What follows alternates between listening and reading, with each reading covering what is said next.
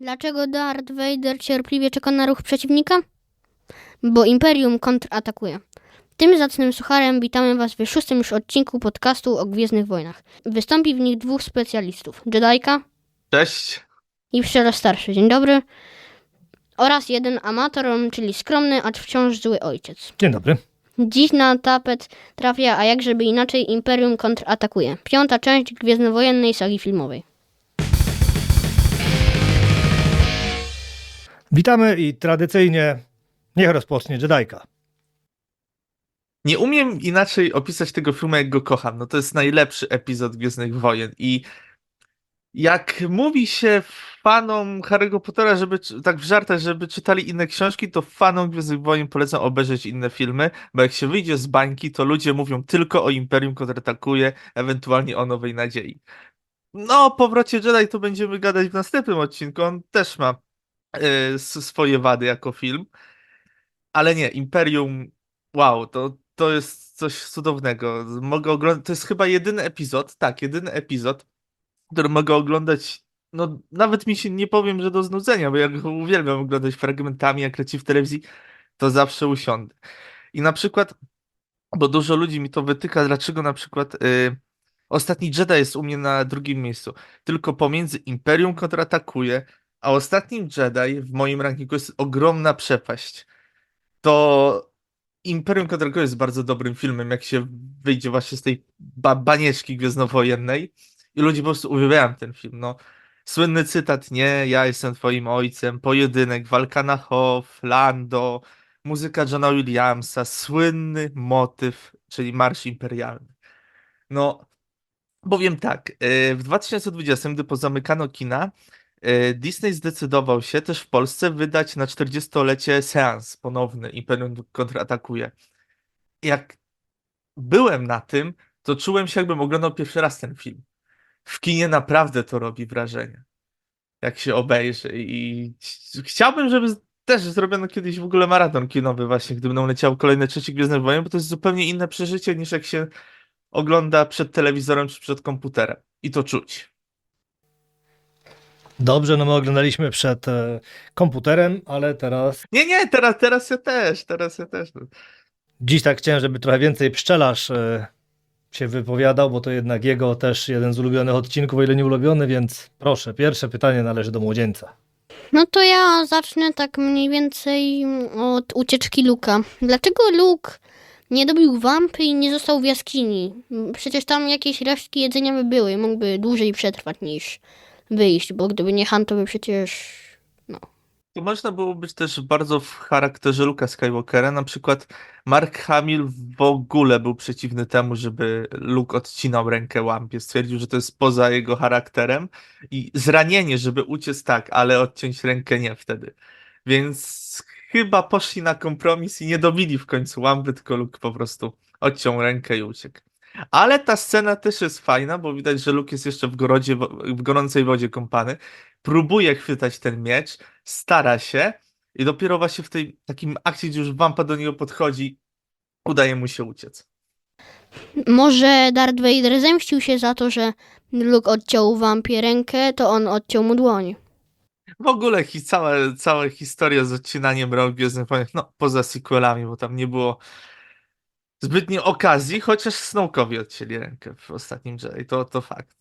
Ale odcinanie rąk w Gwiezdnych Wojnach to tradycja. Chyba w trzeciej części tyle podcinali. Czy to właśnie Dooku, Mace'owi Windu, czy Anakinowi, to no, Zemsta Sithów jest chyba rekordzistą w tym.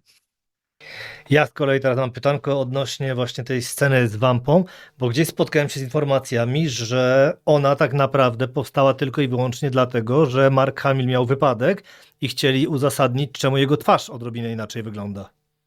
To też mogło być właśnie bo jak omawialiśmy właśnie Holiday Special, to tam Luke już, Mark Hamill był też mocno już zmake-upowany bardzo, że się świecił i tu też widać w Imperium właśnie w tej scenie, gdy wyszedł z tego zbiornika z baktą, że są jeszcze te świeże blizny.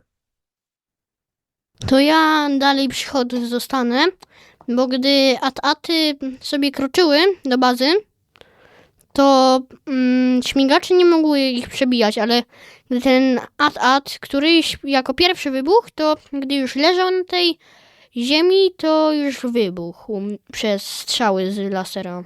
To coś zmieniało, czy coś? Chyba przez odsłonięcie słabszego punktu w AT-AT. To też było tak pokazane, że to są takie, że Imperium naprawdę kontratakuje, jest naprawdę zdenerwowane, rzuca takie potężne maszyny, no i rebelianci co mogą zrobić? No nic. Mamy tego Daka, co mówi, że czuje, jakby chciał dzisiaj pokonać całe Imperium i pada nawet, nie biorąc udziału zbytnio w bitwie. I jest pokazany w końcu generał Vers, kompetentny oficer Imperium, któremu się udaje właśnie zwyciężyć. To Vers to jest jedna z moich ulubionych postaci. To gra go Julian Glover, który też grał w Ostatniej Krucjacie, tego biznesmena, łowca artefaktów, który właśnie wypił zły kielich. No i grał w grze o Tron, jednego właśnie tam z doradców, starszego nad kluczami, nie pamiętam.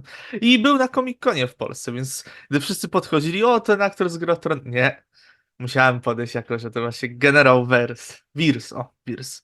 Jedyny kompetentny, no nie jedyny w filmach teraz i producent Gwiezdnych Wojenek, ale jeden z takich główniejszych, pokazanie, że Imperium jak chce, to potrafi.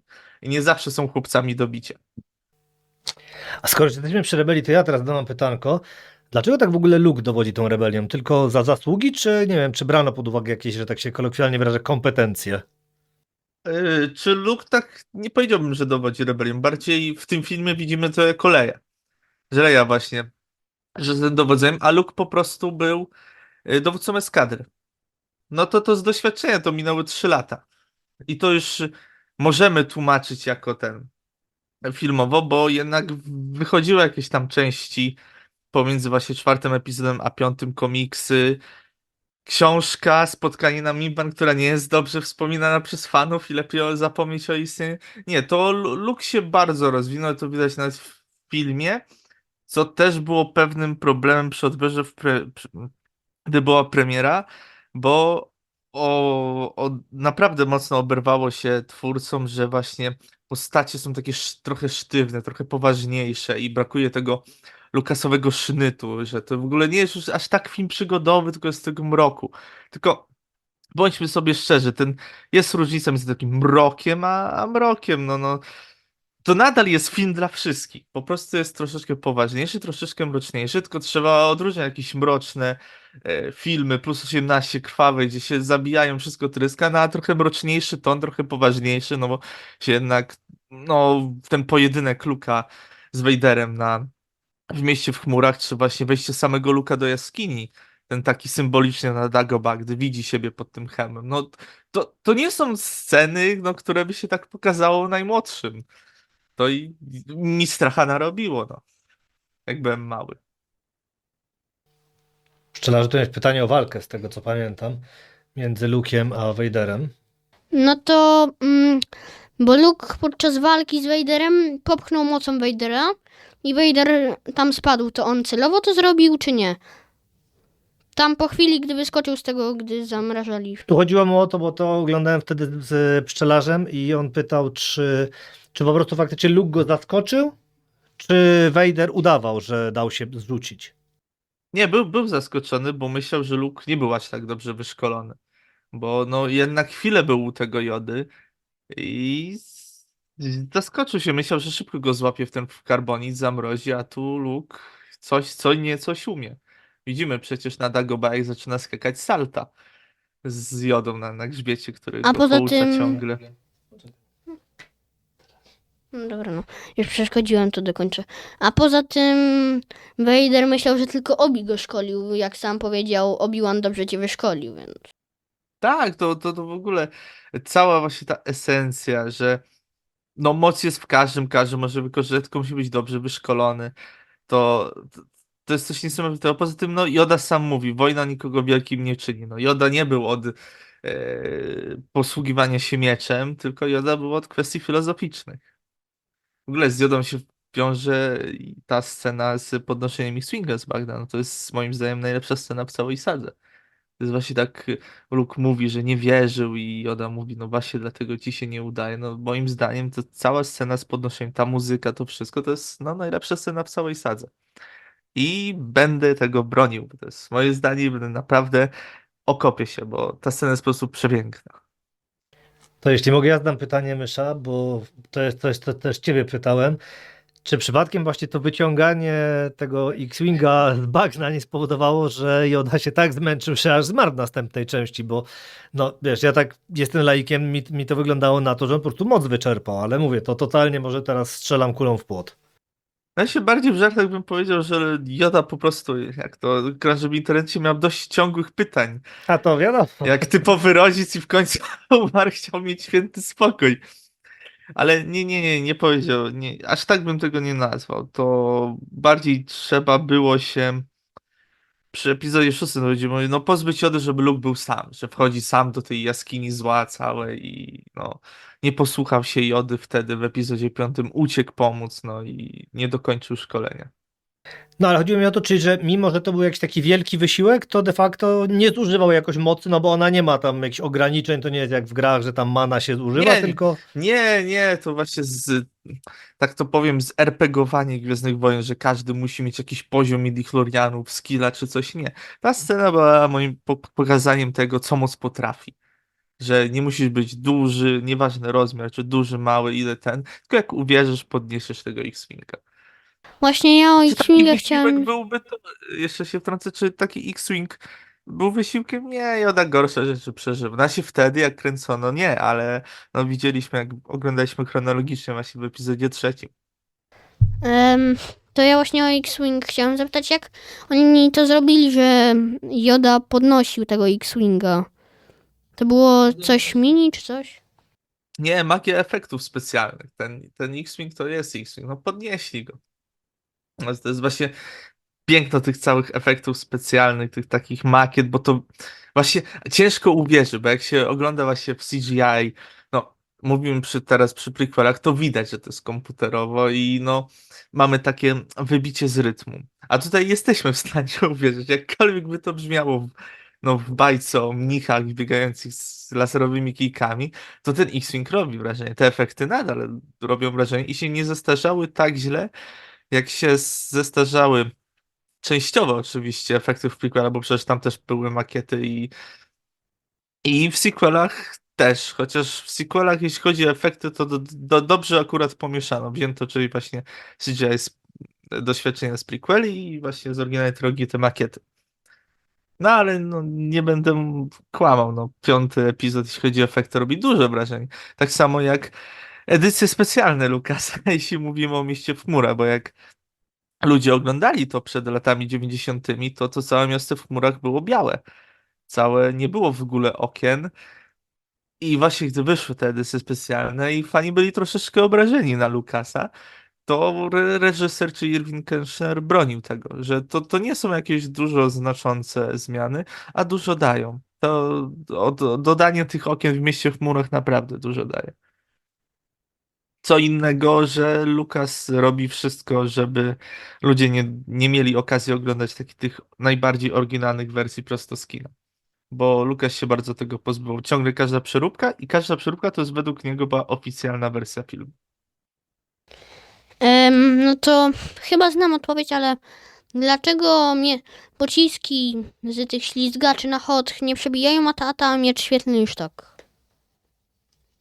No, mieć świetny korzystał ze Skyberu, jest silniejsza, a to jest w ogóle kwestia całej technologii w Gwiezdnych Wojnach, która będzie silniejsza, która nie, co można zrobić, na przykład Wojna Klonów, jak się dobrze wycelowało, to można było granat pod te droideki wrzucić, a na przykład jak Qui-Gon z Obi-Wanem walczyli z droidekami, to te blastery, jak próbowali odbić, to uderzały w tarczę, a nie prosto w droidy. Padło na liczku Kerschnera i też jak szykowaliśmy tego odcinka, przeczytałem, że on chciał, by wprowadzeniem do filmu był dialog.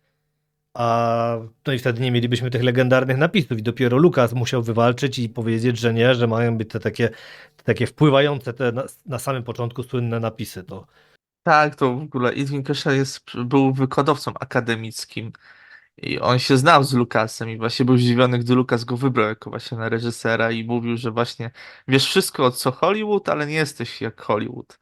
I no było dużo kompromisów, w ogóle całe tworzenie Imperium Kontrkultury to też była męka. No przecież siedzieli w tej na przykład zimnej Norwegii, Dużo zmieniano w scenariuszu na kolanie.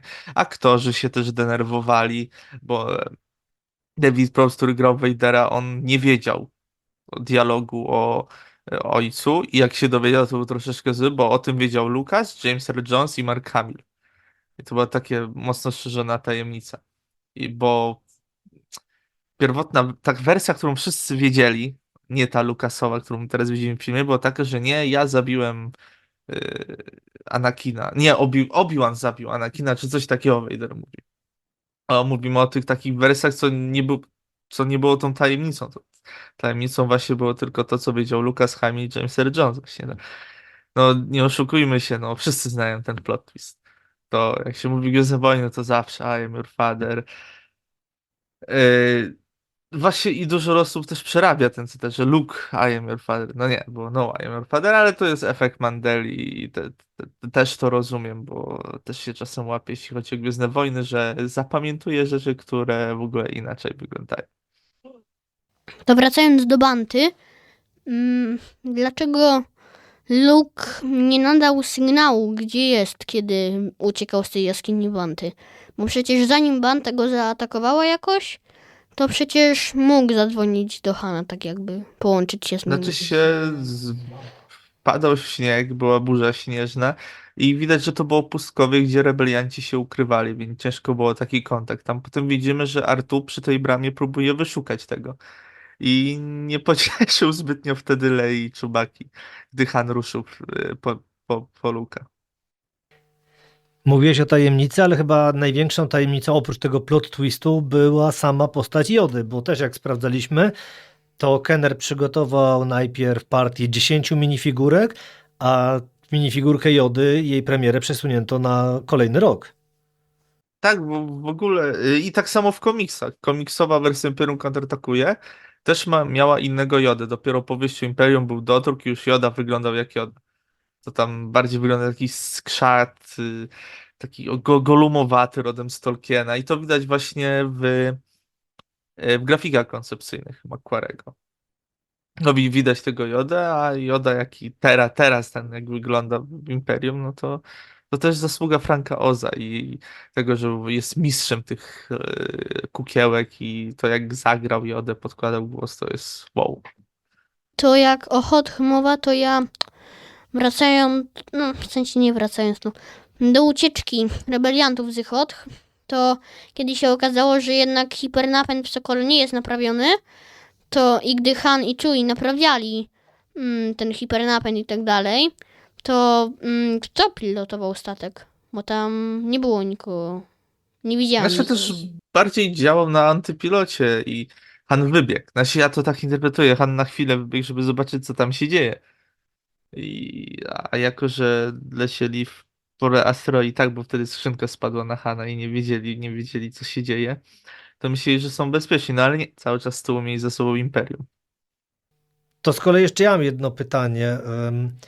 Mówiliśmy o tym, że tu przesunęli tą taką tajemnicę z Jodą, a większą tajemnicą, no tak jak mówimy, było to, że Vader jest ojcem Luka. No i w trakcie rozmów pojawia się syn Anakina, no i tak mówią, że Luke Skywalker, i tak mówią o tym nazwisku Skywalker i jedyne, co mnie zastanawiało, to ile oni w międzyczasie Skywalkerów poznali, że to tak traktowali to jako tajemnicę początkowo. Wiesz o to chodzi, że nie było wiadomo, że to ten jedyny Skywalker, no ale jakoś nie kleiło mi się, to nie wiem, czy rozumiesz moje pytanie. No się, pewnie tak, ale chodzi o kwestię nazwisk. Nie, no, to pewnie byłoby dużo Skywalkerów tak niespokrewnionych, jak są Smith, nazwisko w anglojęzycznych, Nowak, u nas Kowalscy, no to też tak, no, że to akurat, może było dużo Skywalkerów, ja to bardziej interpretuję tak jako no, baśniowe, że no, nie wiedzieli, to jest takie dopowiadanie się, no bo żadny film nie jest idealny i no, dziur tak fabularnych jest dużo, tym bardziej, że no, widzimy w trzecim epizodzie, jak Lucas próbował dokleić, że wsadzenie Luka tam, gdzie wychował się Anakin, do tej samej rodziny, z takim samym imieniem, nazwiskiem, gdy Obi-Wan go wrzucał. Nie, ja bardziej bym przymykał właśnie na takie rzeczy oko i aż tak nie szukał problemu. Bo no, tylko ale mają swoje wady, ale też nie robiłbym z tego, że tego się nie da aż tak oglądać. Nie no, da się oglądać, tylko tak mnie zastanawiało to, bo tak pojawiało się nazwisko Skywalkera, jakby skoro tu wiedzieli już, że to był on jakoś, nie wiem, nie mogli prześledzić tej kariery, no nie domyślili się, wiesz co chodzi, że tutaj no jednak to był Anakin, no i skąd ta Bardziej, zagadka się bardziej, brała? bardziej wziąłem tylko interpretację, że widz powinien wiedzieć. O. To jest to jedna z wad właśnie Gwiezdnych Wojen, że dużo twórców, że widz powinien to wiedzieć. Mimo, że to nie jest no, wytłumaczone, pokazane i no, niektórzy twórcy od Gwiezdnych Wojen, nie tylko filmów i seriali, ale też książek uważają, że coś pan wiedział wcześniej i powinien pamiętać o tym, bo powinien na przykład czytać jakiś komiks albo jakąś notkę w encyklopedii.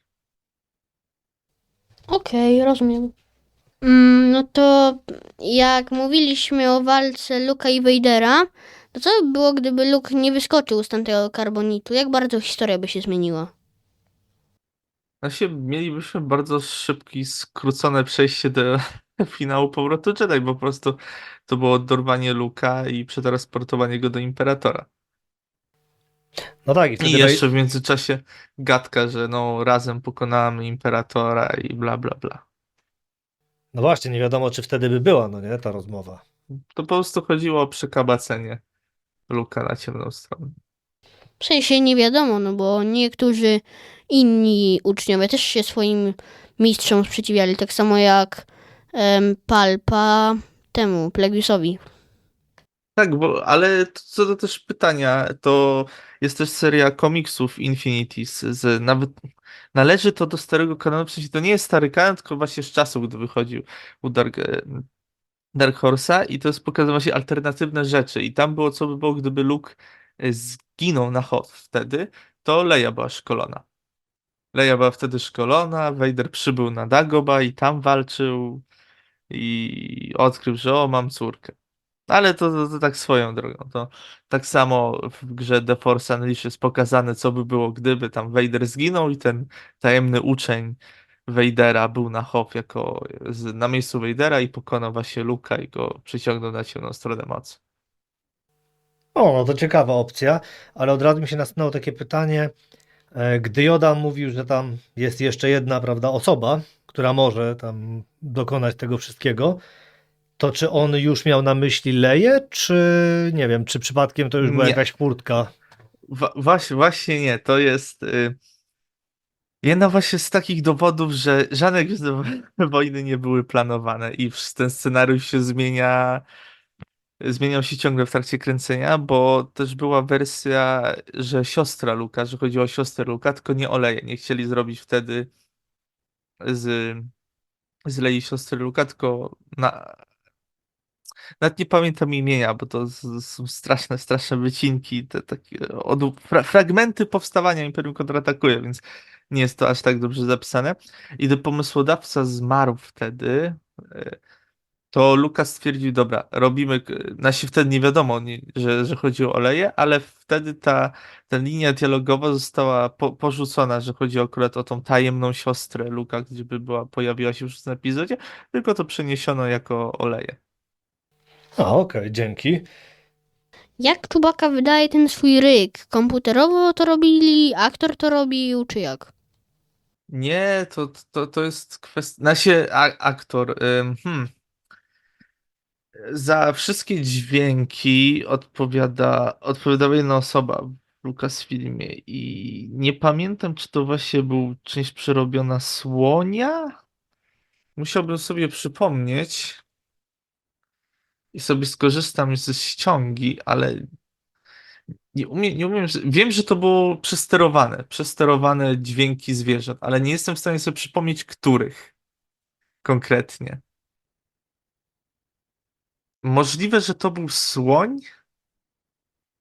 To coś takiego. Słoń, goryl, coś mniej więcej takiego. Albo w ogóle wszystkich zwierząt zmieszanych i przesterowanych. Nie chcę skorzystać sobie ze ściągi tak, żeby szukać w internecie po prostu. Wiem, że robił to Bill Bird, gość odpowiedzialny za wszystkie dźwięki w Gwiezdnych Wojnach kultowe, który nadal dużo wkłada do uniwersum i odpowiada właśnie za no, wszelakie te kultowe dźwięki właśnie, czy to Miedź Świetny, czy TIE Fighter, czy no właśnie Chewbacca, czy Artu. Więc nie mogę sobie przypomnieć, ale wiem, że to był przesterowane zwierzęta. Czy to mógł być słonik, goryl? To dobre pytanie. To na razie Hmm. zostawmy to w spokoju. Ja chciałem z kolei spytać o coś innego, bo podobno to w tej części mieli ujawnić, że Leia jest siostrą Luka.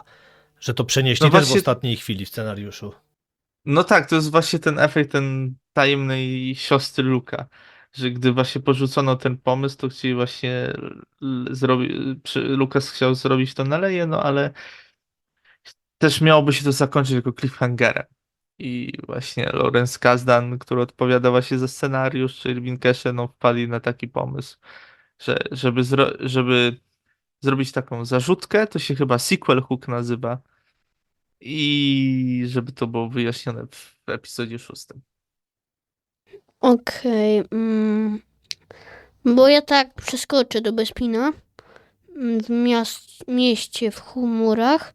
Jak bardzo Vader by mógł zmienić umowę? Vader mógł w sumie wszystko. Naprawdę, Vader mógł wszystko, tym bardziej, że no, co to jest dla Imperium jakaś planetka, która wydobywa gaz Tibane.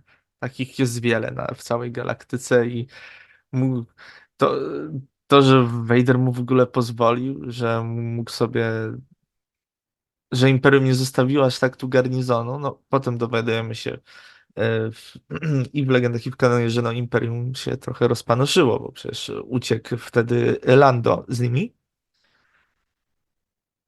Mm, To w sumie, ale też pokazuje, że no z Vaderem się nie kozaczy. Tu już chcieli, właśnie Imperium kontratakuje, pokazała, jak Vader jest takim totalnym złolem, nie wybacza pomyłek.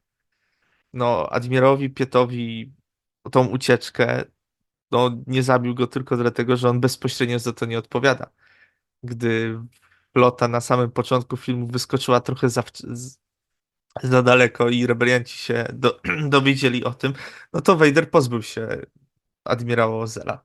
W tym filmie jako jedynym pozbywał się 2 gości, bo tak to się nikogo nie pozbywał. Znaczy się w filmach tak. Tym bardziej, że potem mamy to takie fajne, interesujące pokazane w epizodzie 6 na samym początku, gdy Vader mówi, że on nie jest taki wyrozumiały jak Imperator. I to już tak pokazuje, że no jest ktoś gorszy, a przecież widzieliśmy, nasi widzowie i wtedy w kinach i my teraz widzieliśmy, że skoro Vader jest taki zły, to jak gorszy musi być Imperator. Na razie udawajmy na ten odcinek, że nie wiemy, jak wygląda epizod 6. O, tak to ujmę. I swoją drogą Okej. Imperator też dużo zmian przeszedł. Cała ta scena jest na początku była właśnie aktor w masce goryla, potem właśnie Lucas go rzucił go w edycji specjalnej, że to jest Ian McDiarmid w stroju Imperatora. Skąd łowcy na statku... Skąd łowcy się pojawili na statku imperialnym? Co, był do nich jakiś numer? Zadzwonili do nich, dali nagrodę za Hana i wiedzieli, gdzie mają polecieć? Nasi łowcy nagród są takiej brudnej roboty i oni w uniwersum byli wykorzystywani przez no, wszystkie frakcje. Gdy na przykład ktoś nie chciał sobie ubrudzić rąk, to mm, Imperium było. Nasi łowcy nagród byli skorzy, żeby wykonać takie zadania. I po prostu no, Vader nie chciał wykorzystywać sobie swoich sił, żeby szukali w każdych zakątkach galaktyki, tylko wynajęli łowców nagród, którzy mają nosa do tego. I potrafią znaleźć dosłownie każdego. No i co widzimy, że Boba przecież ściga się rusza w pościg za Sokołem. Z łatwością. Było moje inne pytanie, czemu Saku nie zauważył za sobą Slave'a? Przecież nie leciał za nimi w jakiejś mega dużej odległości. Znaczy, ja to tak sobie dopowiadam, ale to też nie tylko chodzi o filmów, że zależy w jakiej odległości możesz nie wykryć danej jednostki na radarze i to samo mamy u nas w prawdziwym świecie. Że no, dobrze, jak my zobaczymy w lusterko, to tak widzimy samochód, ale no jednak kosmos jest ogromny i tam no kilkaset kilometrów czy kilka tysięcy odległości to można być nadal w zasięgu Slave One, statek Boby mógł być w zasięgu właśnie Sokoła, a mogli ich nie wykryć, bo no Zauważenie w lusterku to jedno, jak ma się taką czarną przestrzeń, a co innego, jak jest po prostu bardzo blisko i właśnie w zasięgu radaru. Poza tym no, łowcy byli przygotowani na wszystko. O, tak to ujmę. No tak. Czyli satysfakcjonuje Cię odpowiedź. Jak jesteśmy przy łowcach, w scenie, gdy C-3PO jest na złomowisku, miałem wrażenie, że tam przy tym piecu leży IG-88, jeden z modeli, a technicznie rzecz biorąc, to ich było tylko kilka. Więc skąd on tam się wziął? Próbowano wykorzystywać. Nie pamiętam w ogóle, czy jest jakaś historia. Po prostu, no, Gwiezdne Wojny też nie szalały sobie z budżetem i po prostu korzystano ze wszystkiego, tak, z dostępnych materiałów. No nie, bo pytam, bo wiesz, bo później w tych opowieściach łowców nagród to było, że tam kilka sztuk tylko wyprodukowali, a tu tak, jeden ściga, drugi leży na złomowisku akurat w tym jednym miejscu. To moje tak pytanie, że tak.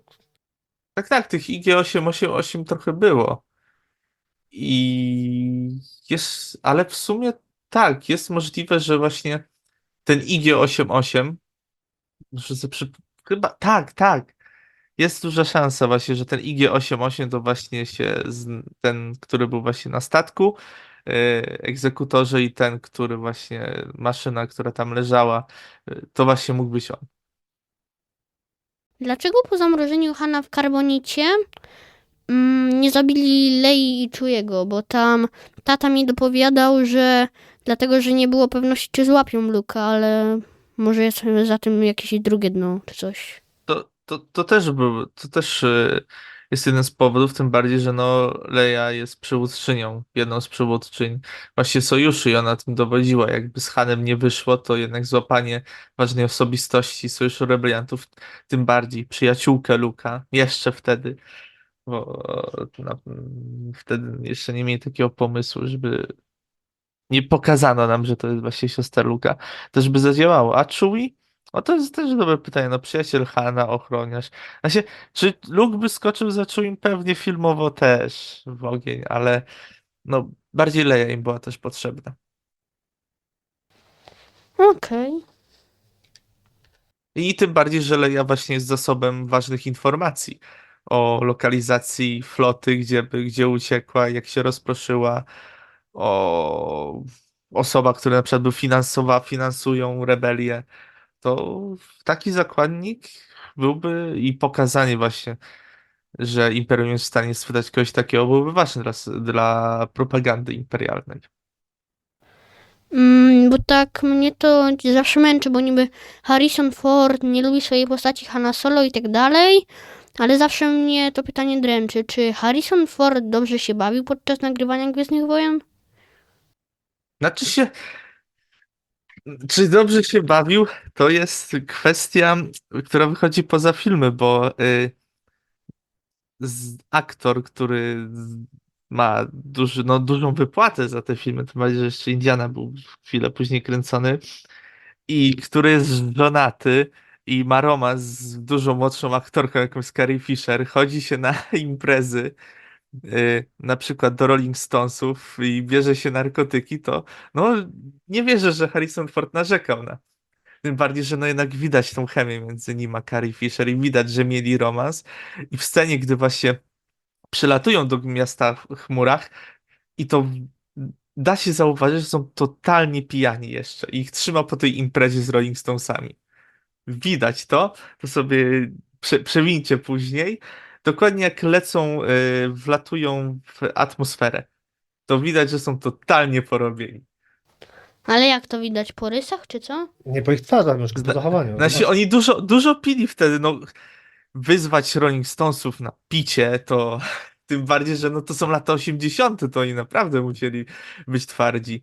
I następnego dnia masz zagrać w filmie, no tym bardziej, że to było w wynajmowanym domu, gdzie uczęszczali Stonesi. Al tak, to chyba tak. Chyba tak było. Są zdjęcia z tej imprezy. Bodajże jeden aktor właśnie z Monty Pythona był. I to było jego mieszkanie.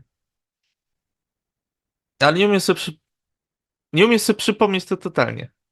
Nie, bo jak tak teraz mówisz o Stonesach, to mi się z kolei skojarzyło, że Frank Oz miał się tam porozmawiać z gościem, który operował kukiełką Jody i właśnie podobna była historia, że przez to, że się radiowo porozumiewali, to raz im właśnie weszła jakaś piosenka Rolling Stonesów i kompletnie nie mogli sceny dokończyć. To też tak gdzieś spotkałem się z takimi pogłoskami.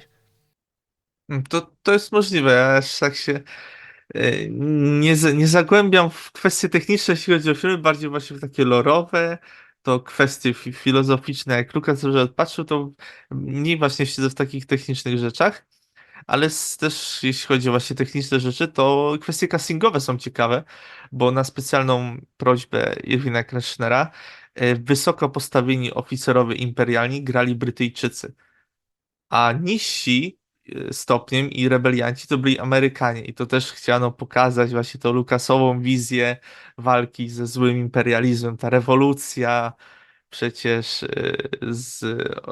walki właśnie ze złym imperium brytyjskim, to Lukas lubił sobie wplatać swoją właśnie niechęć do całych tych wielkich i nie tylko korporacji, co widzimy właśnie w prequelach i dążenie właśnie tam rosnącym się faszyzmie, ale też Lukas dawał też popalić, czy to właśnie Imperium Brytyjskiemu, czy potem Amerykanom w Powrocie Jedi. Jak im dawał popalić, zapytam za miesiąc mniej więcej. A teraz chciałam zapytać, ile lat miał Harrison Ford? No tak z ciekawości. Bo gdy on był w Przebudzeniu Mocy, to już było widać, że tam wiekowy. Znaczy Harrison Ford był najstarszy z całej trójki, bo był już doświadczony, brał udział właśnie z Lucasem przy amerykańskim Graffiti, zanim go wziął właśnie casting do e, Nowej Nadziei. Mógł być po 30 w Imperium Kontratakuję. Nie wiem, czy 35, czy 33, coś takiego. Jeśli premiera była w 80, to będzie koło 38 miał, bo tak pozwoliłem sobie podejrzeć teraz na A, szybko. tym bardziej, że jest chyba 10 do 15 lat młodszy od Seana Connerego, który właśnie grał ojca Indiany w ostatniej Krucjacie. No, Harrison Ford starzeje się jak wino. To widać, że no, wiek to tylko liczba w jego przypadku. Znaczy, z wyglądu, bo z charakteru jak na... No, nie jest bardzo miły wobec fanów Gwiezdnych Wojen. To tak łagodnie rzecz ujmując. Ale chyba dla nikogo nie jest już obecnie zbyt miły. Chyba nie, ale widziałem, że ma dobrą chemię z Ryanem Goslingiem przy kręceniu drugiej części Łowcy Androidów. To A, widać, że to się dobrze na tym bawi. Przy tak, całych gdy pytał materiałach to... Brian, czy ty jesteś Brian, tak, tak, że udawał, że nie pamięta imienia. Też kojarzę taki wywiad z nim, że faktycznie zgrywał Tak, się, i że widać, że Harrison Ford umie się dobrze bawić na planie i ten właśnie cały marketing w drugiej części Blade Runnera, no... Więc zobaczyć wesołego Harrisona Forda chyba też się dobrze bawił, jak teraz kręcono Kapitana Ameryki i właśnie nowego Indiana Jonesa. Więc to nie jest tak, że Harrison Ford nie lubi Gwiezdnych Wojen, no bo dali mu dobrą zapłatę. Po prostu fani, którzy go ciągle męczyli pytaniami i człowiek nie wie, on po prostu dla niego to jest czysta robota. Są aktorzy z Gwiezdnych Wojen, gdzie no, zagłębiałem się, są wielkimi fanami, ale dla Harrisona Forda była to tylko praca. Tym bardziej, że no, nie skończył jako to ten gość od Hanna Solo. Jest też gościem od Indiana Jonesa, jest prezydentem Stanów Zjednoczonych, jest Jackiem Ryanem z serii właśnie Toma Clancy'ego, więc nie trafił do jednej szufladki. No, co innego właśnie z Markiem Hamillem i Carrie Fisher, którzy się inaczej rozwijali i inaczej ich kariera poszła. Ale Harrison Ford tak, chciał mieć dość już tych Gwiezdnych Wojen, chciał iść dalej, to najpierw chciał uśmiercenia właśnie w piątym epizodzie, że no ten karbonit nie wyszedł, zamrożenie, no a potem w szóstej części też chciał, żeby jego postać zabito, no i nie wyszło, miał dobre zakończenie, no i się w siódmej części udało, ale pieniążki najwidoczniej Disney dobrze szastał, że w dziewiątej części jako wizja Bena Solo też się pojawił Han Solo. no tak. No, nie oszukujmy się, pieniążki nie śmierdzą. Jak duże wytwórnie sypną milionami, to Harrison Ford nie powie nie. Tym bardziej, że no, zgodził się zagrać Indiana Jonesa w piątej części po tym, no, co zrobił Królestwo Kryształowej Czaszki, gdzie no, film został mocno zjechany w recenzjach. No, mi też się zbytnio nie podobał. Wolałem, gdy walczył z Niemcami jednak. To lepiej wyglądało. No, na się, jak już tak odstajemy od Gwiezdnych Wojen, to lubię Ostatnią Krucjatę. To jednak taka najfajniejsza przygoda. Ludzie bardzo lubią poszukiwaczy, ja się lepiej bawiłem właśnie na Ostatniej Krucjacie. No, mm, właśnie ostatnia krucjata. Ja akurat po obejrzeniu jej odleciałem i no, uważam, Gdzie że... odleciałeś? Byłeś w domu, chłopie, co No, to było? chodzi mi, że niby najbardziej mi się podobało, no pamiętam. A, okej, dobra, czyli najbardziej Znaczy, przypadł do z, gustu. z takich ciekawostek, zanim wrócimy do tematu Gwiezdnych Wojen, to właśnie w Ostatniej Krucjacie motyw tego czołgu nazistów, gdy właśnie pod koniec trzeciego aktu, to jest John Williams, to są fragmenty początku Marszu Federacji Handlowej. To zalążki właśnie powstawały właśnie w Ostatniej Krucjacie i to słychać, że jak jest właśnie ten czołg, przyjeżdża ten taki, gdzie tam była ta walka z Niemcami, to właśnie to jest fragment, który potem został wykorzystany do Marszu Federacji Handlowej i gdy droidy właśnie szły na Naboo. Bo tam, w Mieście Chmurach, już wracając do Gwiezdnych Wojen na Bespinie, gdy Freepio się trochę odłączył od grupy, gdy Lando i reszta chodzili sobie korytarzami, to spotkał tam drugiego droida protokolarnego, który powiedział coś w innym języku i Freepio powiedział, że jakiś chyba niezbyt dobrze wychowany czy coś. Pan... Jako widz możemy how rude, albo coś o manierach. To ja bym to bardziej, żeby widz sobie zinterpretował. To bardziej te wyjaśnienia w książkach czy coś nie. To po prostu pokazane, że Cyprio sobie gdzieś poszedł, zobaczył droida, swoi, bo no nie oszukujmy się, Cyprio jest chodzącym gagiem. On ma rozśmieszyć widza, on ma to znieść to całe napięcie. No przecież potem jak go Chewbacca znalazł rozmontowanego i go złożył tylko częściowo i gdy zamrażają Hana, to sobie mówi, co się dzieje, żeby się odwrócił. Albo w ogóle jak Chewbacca potem dusił Lando i też tam Cyprio coś mówi, potem go Artu zaczął składać. No nie oszukujmy się, Cyprio jest dla gagów. Że to Artu jest właśnie tym takim mózgiem, a Cyprio jest, żeby dobijał wszystkich, że to już koniec świata, że to już koniec nas, zginiemy. Gdzie na przykład pocieszał Leję, jakie są szanse na znalezienie Luka No i bardzo Hana. pocieszał, bardzo. No, to Cyprio nie ma taktu. O. Co jest dziwne, jako na droida protokolarnego, no, który tłumaczy i który no, działa jako właśnie taki służebniczy robot. Mówiłeś już o castingu, o doborze ról.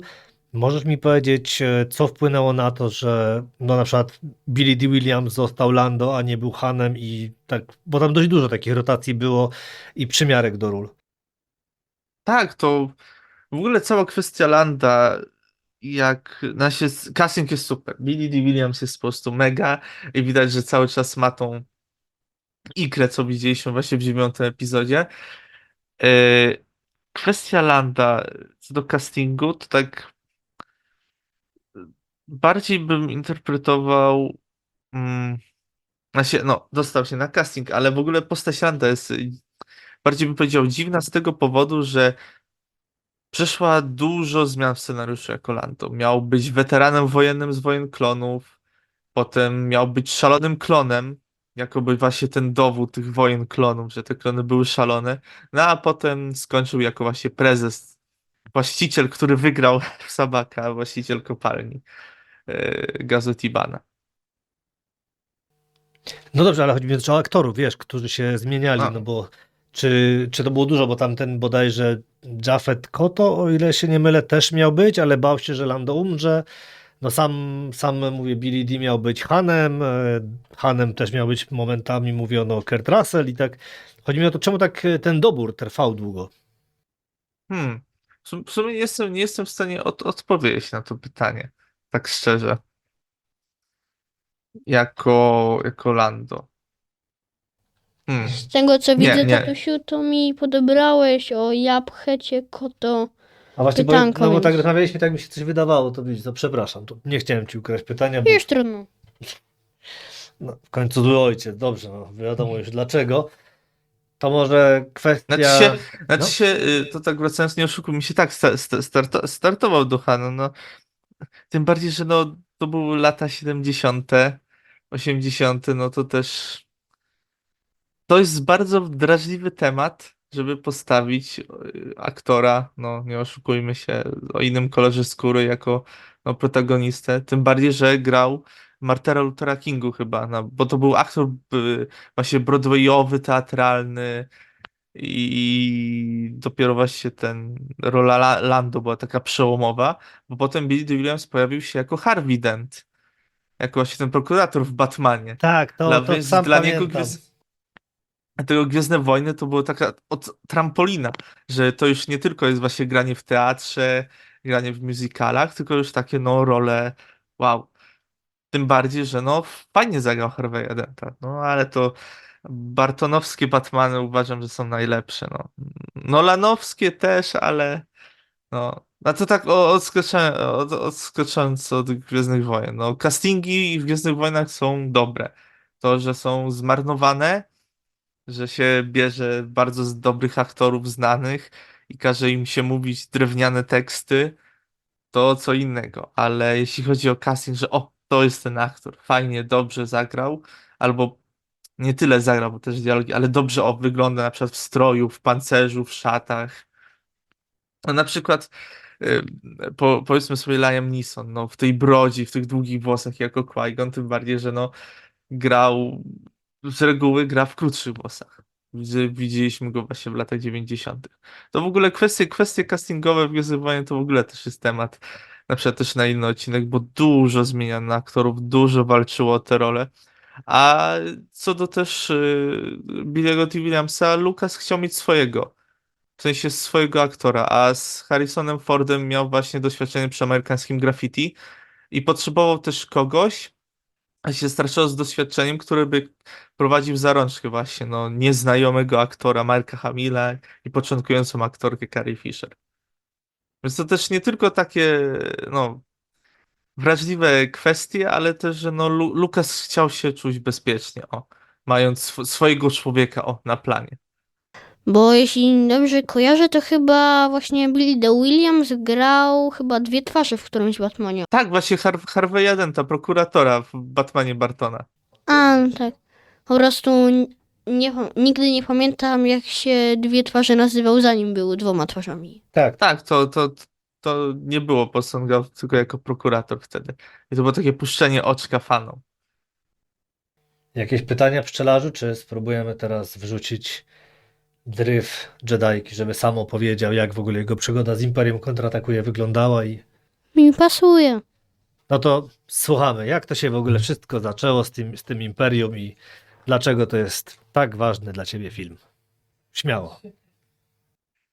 No, muzyka, efekty specjalne, aktorzy, to może się naprawdę dużo mógłbym o tym mówić, ale To te mów. sceny, kwestie mocy z jodą, to całe tłumaczenie mocy, bo wojna wielkim nikogo nie czyni, że moc nas otacza, to co zrobiono potem w prequelach z kaczącym jodem i z Jedi, którzy prowadzą tam własne wojsko, to co innego, ale że nie musisz być tam kimś, żeby mieć moc, że wystarczy uwierzyć, Yoda w ogóle jako taki mądry mistrz, jako tak nie tylko od machania mieczem jak Obi-Wan, bo przecież Obi-Wan odpowiadał za kwestie też szermiercze, a nie tylko filozoficzne. Yoda to już była taka czysta filozofia.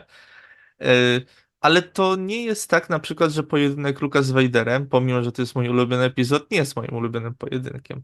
To mój ulubiony pojedynek to jest właśnie finał w Powrocie Jedi. I to też jest, można to e, przenieść i na czynniki pierwsze, w ogóle rozmontować cały ten pojedynek, te kwestie filozoficzne, że tu luk na ciemną stronę, ale też pokazuje, jako Gwiezdnowojny film w ogóle pokazać, że no, dobrzy nie wygrali tego. Po prostu ledwo uszli z życiem po całym pojedynku. I moje poglądy na Imperium Katakoy zmieniały się. To nie było tak, że od razu był tak moim ulubionym epizodem, w sensie takim najwyżej ocenianym, nadal był tam w czołówce na pierwszym miejscu, ale jak człowiek zaczyna oglądać inne filmy i wraca do tych Gwiezdnych Wojen, to te Gwiezdne Wojny, niektóre epizody się tak dobrze nie starzeją i widać to, że no, jest różnica na przykład, ale to nie jest tak, że wymagam, żeby ludzie oglądali jakieś, nie wiem, 12-godzinne filmy mołdawskie czy francuskie, jakieś dramaty, żeby bo lubi Imperium Kontratakuje. żeby zrozumieć. Nie, po prostu ja uważam, że Imperium Kontrataku jest bardzo dobrym filmem w ogóle, no, moim ulubionym, ale też jak właśnie stanie się z boku, to jest ulubiony epizod. I ludzie mówią, że to jest bardzo dobry film. No, mówimy o kwestie muzyczne, pokazanie Vadera takiego złola, no bo w Nowej Nadziei, no, że tak mówię, był pies, jak to Leia mówiła, no, pieskiem na smyczy Tarkina. Więc Vader nie mógł sobie aż na tyle pozwolić, a tutaj mamy takiego typowego złola, który nie wybacza błędów, który umie walczyć, który zrzuci czasem żartem, jak właśnie przyjęciem przeprosin od kapitana Nidy, gdy nie udało się właśnie złapać Sokoła, czy właśnie jako dobry szermierz, który właśnie też judzi Luka przez cały pojedynek. To nie jest tak, że Vader użył całej swojej mocy, żeby pokonać Luka, on po prostu go podpuszczał, żeby się poddał i przeszedł na ciemną stronę mocy. A w ogóle kwestie te całe właśnie też filmowe i to jaki Imperium Kontrataku jakim przeszło drogę, bo ten film nie był aż tak ukochany. On miał mieszane recenzje od fanów i od krytyków na początku. I po prostu z czasem zaczynano go doceniać. Ludziom się na przykład nie podobało inny ton, nie podobało im się, że właśnie postacie są sztywniejsze, zrobią taki cliffhanger, nie podobało im się, że ktoś musi być spokrewniony z kimś, no co w Gwiezdnych Wojnach nadal jest problemem, ale że akurat Vader i Luke to jest jedna rodzina, jak tak można? Ale to tylko część fanów i część krytyków. No nie oszukujmy się, ten film jest ukochany przez wszystkich. No i ciężko podnieść na nią rękę. Rozumiem osoby, które Imperium Kontrataku nie jest na pierwszym miejscu, ale jak nie jest w top 3 chociaż epizodów gwiezdnowojennych, no to tak ciężko mi się rozmawiać z taką osobą. Bo rozumiem, że młodsze pokolenie uwielbia Zemstę Sithów, bo się wychowało na tym filmie, wychowało się też na oglądaniu animacji, to jestem w stanie rozumieć, no. Nie uważam go za dobry film, ale szanuję to, że na przykład ktoś lubi. Z sequelami tak samo, chociaż gdy ktoś lubi 9. epizod, ma go w rankingu w top 3, no to trochę się można skrzywić. No ale jak się rozmawia właśnie z ludźmi spoza fandomu i w ogóle Gwiezdne Wojny, no to zawsze jest ten temat Imperium kontratakuje. I każdy sobie nuci ten marsz imperialny. No, to, co Williams tu zrobił, to wow, powala. No tym bardziej jakbym właśnie w kinie 4 lata temu i usłyszeć w kinie marsz imperialny robiło wrażenie. Miałem tą niezbyt dobrą przyjemność, żeby usłyszeć marsz imperialny przy napisach końcowych 9, bo jednak zawsze sobie przy Gwiezdnych Wojnach siedzę i słucham soundtracku aż do końca, jak właśnie lecą napisy. To jednak usłyszenie Marszu Imperialnego po obejrzeniu 9. epizodu, tak, no okej, dobra, przynajmniej Marsz Imperialny, ale obejrzeć w kinie 5. epizod, zobaczyć wejście egzekutora, bo to też jedna z moich ulubionych scen, gdy przecież jak oglądaliśmy Nową Nadzieję, to był ten mały stateczek rebeliantów i taki wielki imperialny niszczyciel. A tutaj mamy imperialny niszczyciel i wow, coś jest większego od imperialnego niszczyciela i widzimy to ujęcie na egzekutora, no to w kinie robiło wrażenie. Zabawnie to brzmi, że gość, który jeszcze nie ma 30 lat, opowiada jakby był w latach 80. na premierze kina, ale miałem taką okazję właśnie, że puszczano latem 20 roku właśnie Gwiezdne Wojny. Tym bardziej żałuję, że Disney nie odważył się pewnie z kwestii licencyjnych pokazać powrotu Jedi w Polsce. Bo puszczano właśnie na całym świecie epizod i żałuję, że właśnie u nas nie puszczano, bo no fani by się rzucili, ja też bym się rzucił, pewnie byłoby kilka seansów, żeby obejrzeć 6. epizod. To tak w skrócie moja miłość do Gwiezdnych Wojen. No, nieźle. Myślałem, że chcę coś spytać, bo ja jeszcze mam pytanie. A ja muszę przejrzeć. Dobrze, ale ja mam pytanko jeszcze jedno. pytaj. Rozmawialiśmy o kwestii castingu, a jeszcze chciałem o kwestii improwizacji. No bo większość wie, że na słowa kocham cię miało paść ja ciebie też. A Tak, to padło? jest też kwestia ujęć i w końcu Harrison Ford miał dość i też powiedział I know. To w ogóle też właśnie, albo właśnie w ogóle dużo wersji ma ta historia. Albo po prostu mieli już dość, albo po prostu chcieli taką naturalną rozmowę, albo po prostu byłoby to też głupio, bo mieli romans między sobą i ludzie by się doszukiwali czegoś, czegoś dodatkowego, gdyby ten romans wyszedł na jaw. No potem wyszedł. Tak, tak, ale im bardziej chodzi o to, Jak dużo właśnie do filmu wnieśli sami aktorzy? Czy wiadomo, że było więcej takich improwizowanych scen? No bo tu jednak Lucas pozwolił na to, by popłynęło to w innym kierunku niż jego pierwotna wizja. Czy wiemy coś o Znaczy tych się innych takich? dużo, czy właśnie, a to nie tylko w Imperium Kontra tylko jest właśnie takiej improwizacji. To na przykład omawialiśmy Nową Nadzieję, to aktorzy dużo od siebie dawali, tym bardziej Alec Guinness. No, poprawianie scenariusza po Lucasie nie jest jakimś wyzwaniem, jeśli chodzi o aktorów, którzy mają doświadczenie, bo ja na przykład no, nie odważyłbym się poprawiać kogoś, no, kto jest reżyserem. No, ja jestem zwykłym fanem Gwiezdnych Wojen.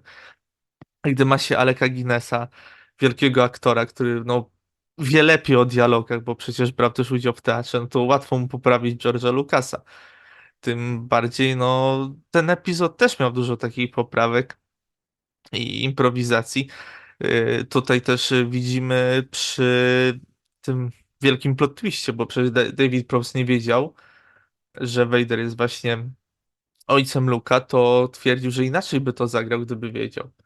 Więc to też była taka jego improwizacja, że tu walczył i tu, że Obi-Wan zabił Anakina, czy ten plot twist to tak pokazać, no a potem zostało dograne właśnie ten dialog z ojcem. Więc to nie jest tak, że improwizacja jest wszędzie, w każdym kinie, nie oszukujmy się, w Gwiezdnych Wojnach tym bardziej, gdzie trzeba dużo rzeczy poprawiać i scenariusz zmieniał się ciągle i aktorzy mogli podejść do Lucasa i powiedzieć, "O, ja chciałbym to tak spróbować". Potem George stał się trochę bardziej autorytarny. To widzimy przy Ataku Klonów, gdzie i Hayden Christensen i Natalie Portman w wywiadach mówili, że chcieli inaczej zagrać, żeby to nie był ten wątek romansowy tak drewniany, ale Lucas się uparł. Tutaj zbytnio aż tak nie mógł, bo nie miał pewnej władzy, bo jednak miał Foxa nad sobą. Potem Foxa też miał nad sobą, ale dali mu pewną wolną rękę, jeśli chodzi o prequele. No a tutaj Lukas bardziej odpowiadał za ten epizod w kwestiach właśnie tak technicznych, coś tam, bo nie reżyserował tego i nie odpowiadał głównie też za scenariusz, bo za scenariusz odpowiedział Lawrence Kasdan, a się reżyserował Irving Kershner. I przez te właśnie całe problemy z kręceniem epizodów, no Lukas też znienawidził Imperium Godrgie przez jakiś czas. Przecież to jak siedzieli i film był ciągle przerabiany, były ciągle problemy, ciągle przypisywane scenariusze, to też George miał dosyć. I nie dziwię się, jak już gdy nakręcono Powrót Jedi, to chciał mieć dosyć już tej przygód z tą marką. No jasne, ale właśnie tak mówisz, problemy, no to wiadomo, chociażby to kręcenie w Norwegii i takie inne rzeczy, ale faktycznie później dużo ingerowano w ten film, bo zapowiedź kinowa, bo tak, no nie wiem, czy wszyscy wiedzą, ale jak się przygotowaliśmy, to też sprawdziliśmy to, jeszcze raz wyświetlono Nową Nadzieję i wtedy już puszczono trailer Imperium. I gdy puszczono ten trailer, to była tam taka scena, gdy C-3PO zrywa naklejkę z tej klatki z wampami. Tak, i to jest wycięta scena.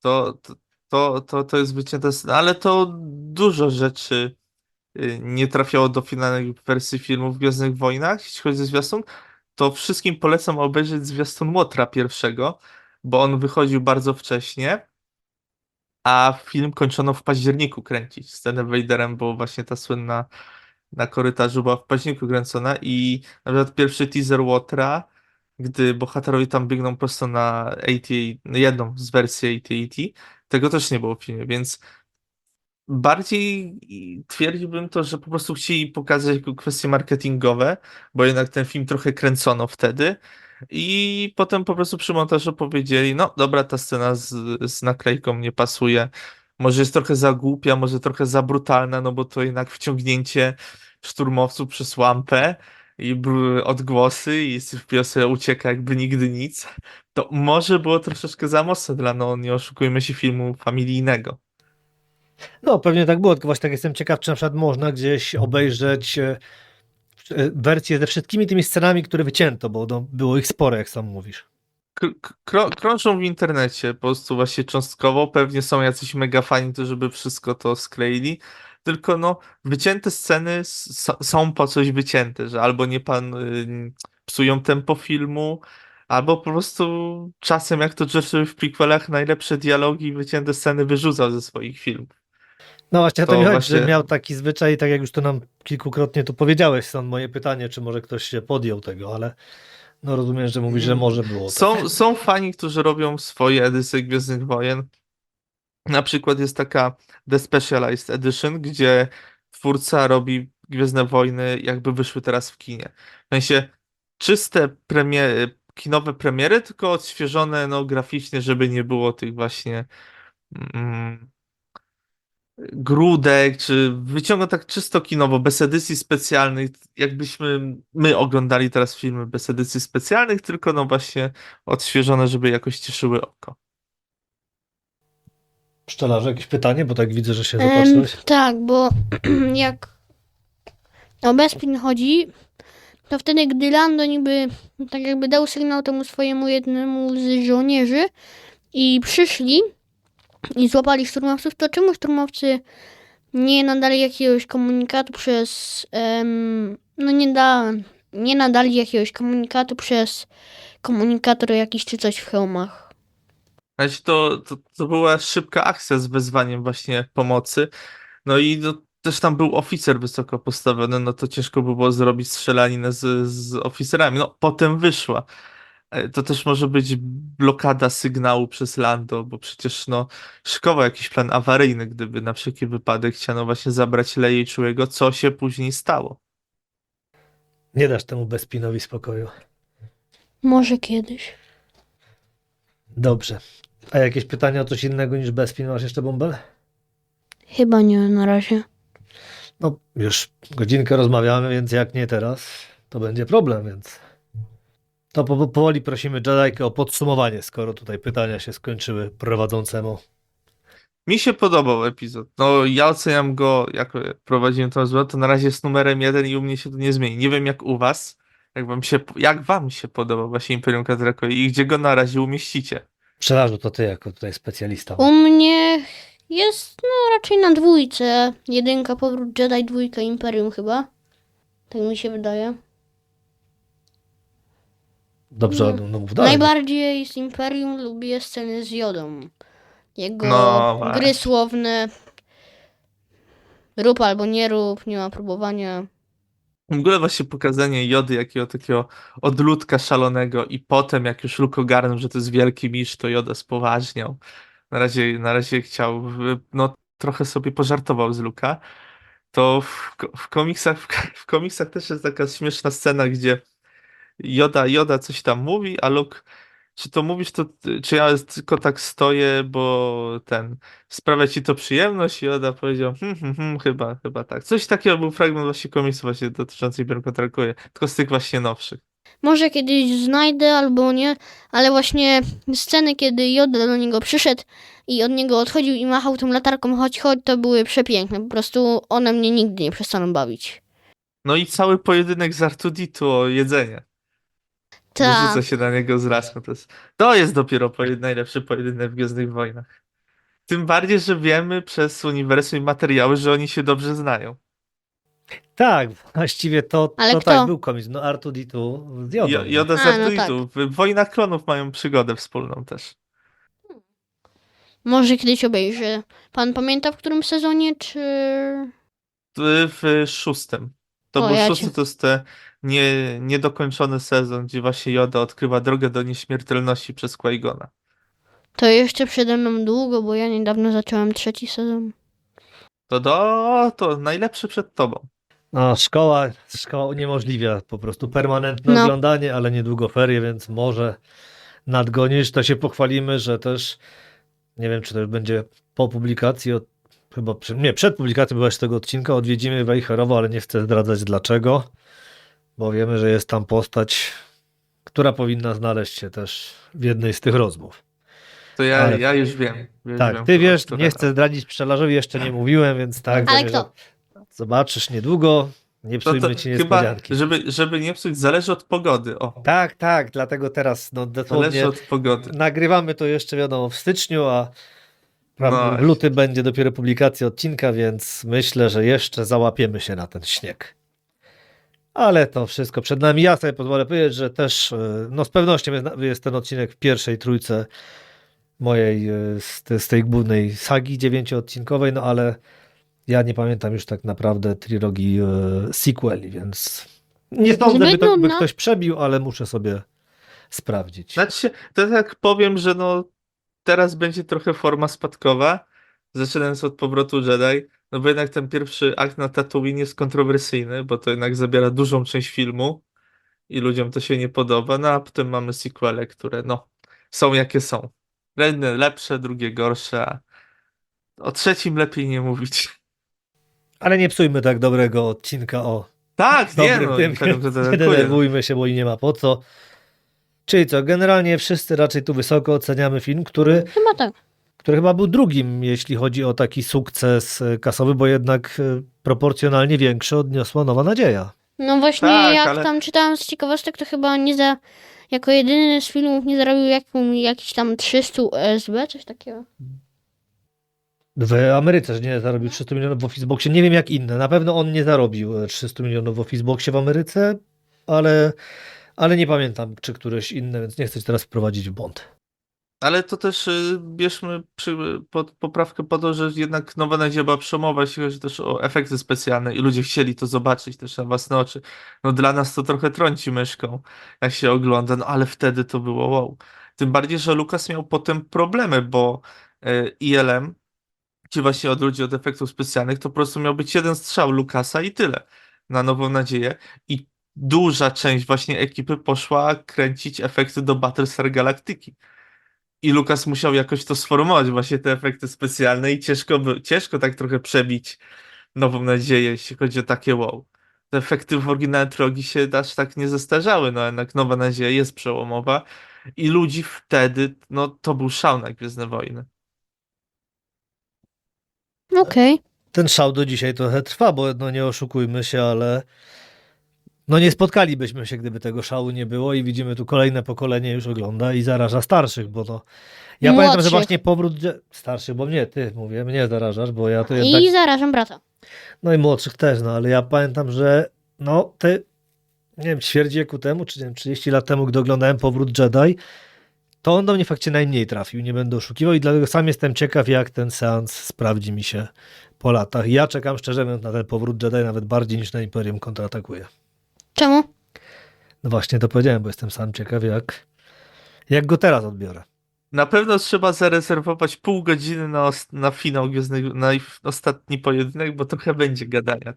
To całe omawianie tego, i jak to dzisiaj jest to omawiane właśnie przez Filoniego na przykład, który właśnie odpowiada teraz za animację, czy teraz jest dyrektorem kreatywnym w Lucasfilmie, to cały ten pojedynek, całe to, co Luke zrobił, ale to już jak będziemy omawiać, to nadal jest wykładnią tego, czym są Gwiezdne Wojny. I tym pozytywnym akcentem i pytaniem, czym są Gwiezdne Wojny, kończmy, chyba że jeszcze masz coś do dodania. Nie. To bardzo wszystkim dziękuję, pszczelarzu, Bye bye. Jedi'ko. Cześć. Dziękuję wszystkim. Niech moc będzie z wami. Dokładnie, moc będzie z wami.